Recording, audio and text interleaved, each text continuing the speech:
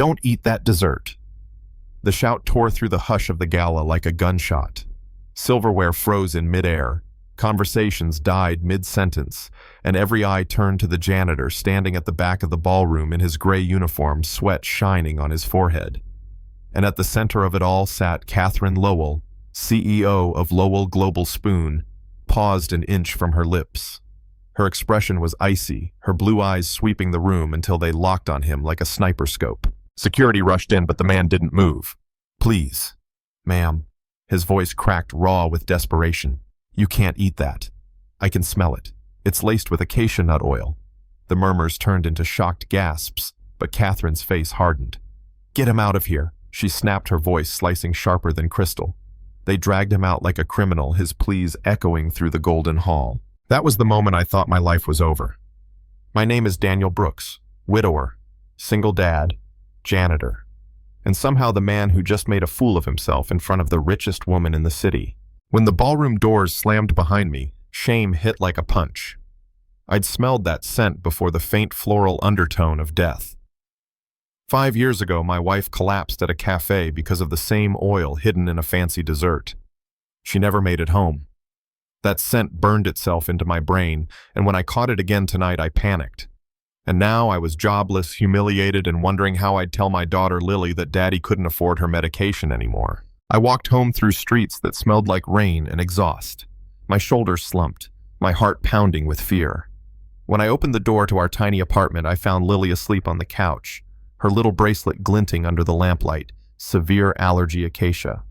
I knelt beside her and kissed her forehead, breathing in her familiar shampoo, and silently promised I'd never fail her again. The next afternoon, a knock rattled our door like a gunshot. Through the peephole, I saw a gleaming red Ferrari parked on the curb, and Catherine Lowell herself, standing in my grimy hallway, her suit sharp enough to cut glass. I thought about pretending I wasn't home, but something about her presence pressed through the door. I opened it. She stepped inside without asking, her perfume filling the air like winter frost. Her eyes scanned our modest home, landing on Lily's drawings taped to the wall. "How did you know?" she asked. Her voice was cold, but there was an edge of curiosity. I swallowed. I smelled it. I watched my wife die from the same thing. I'd know that scent anywhere. She studied me for a long moment, and I realized she wasn't just angry, she was scared. She told me her allergy was a closely guarded secret, sealed medical records chefs sworn to silence. "You didn't just stop an accident," she said softly. "You stopped an assassination." That's when everything shifted. Catherine leaned in and whispered words that didn't feel real. "I need your help." She offered me $250,000 up front, and something priceless, Lily's lifelong medical security. All I had to do was stay invisible and find out who in her empire wanted her dead. My gut screamed no. This was dangerous.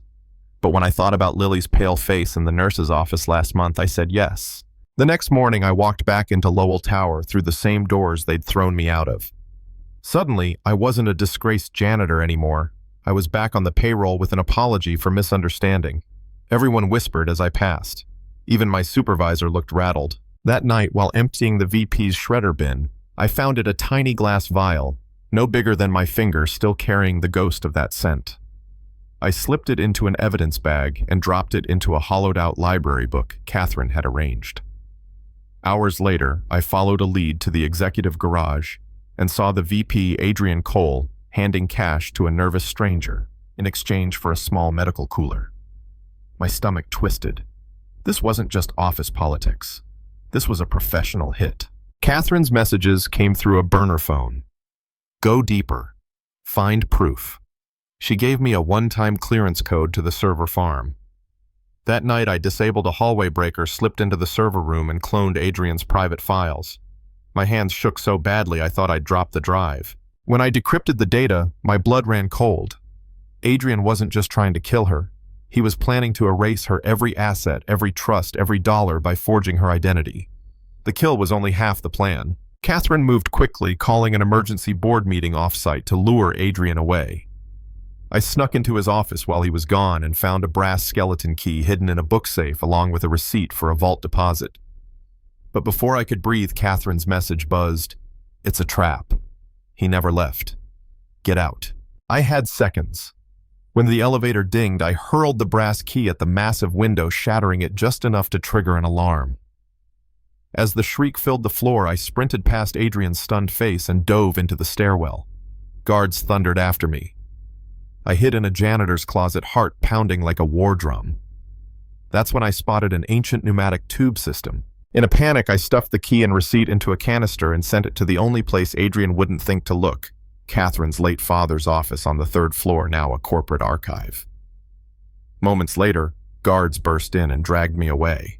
In the sub-basement, Adrian leaned against the bars of my makeshift cell, smiling like a wolf. He pulled up a live feed of Lily playing at school, a man in a black car watching her. "Where's the key, Daniel?" he whispered. My chest caved in. My little girl's life hung in the balance. I told him. They hauled me upstairs, and that's when Catherine struck. She retrieved the canister just as Adrian arrived with his guards and me in tow. "Hand it over." "Catherine," he purred, "or this man's daughter won't live to see dinner." She hesitated, and I saw her hand lower. Something inside me snapped. I threw myself sideways, knocking a guard into a glass case. Catherine swung the brass key like a weapon, cracking the second guard in the temple. Adrian raised his phone lips, curling around the words that would end my world. "Do it." The double doors burst open. Tactical officers stormed in, rifles raised. Behind them, Catherine's new head of security fired a single round, blowing Adrian's phone out of his hand. Sparks flew. For a second, nobody moved. Had he already given the order? Then Catherine's phone rang. She answered, her face pale, then softened. "They got him, Daniel," she said, her voice breaking for the first time. "Your daughter is safe." I collapsed into a chair, tears streaming down my face, relief hitting like a tidal wave. 2 weeks later, Adrian Cole was a household name splashed across headlines for attempted murder and financial fraud. Catherine stood tall, her company intact. Me. I was officially on leave, but I spent my days with Lily, holding her a little tighter, breathing easier for the first time in years. One crisp morning, that same red Ferrari pulled up outside our building. Catherine walked in, not in a power suit, but a soft sweater, her hair loose. She handed me a leather folder.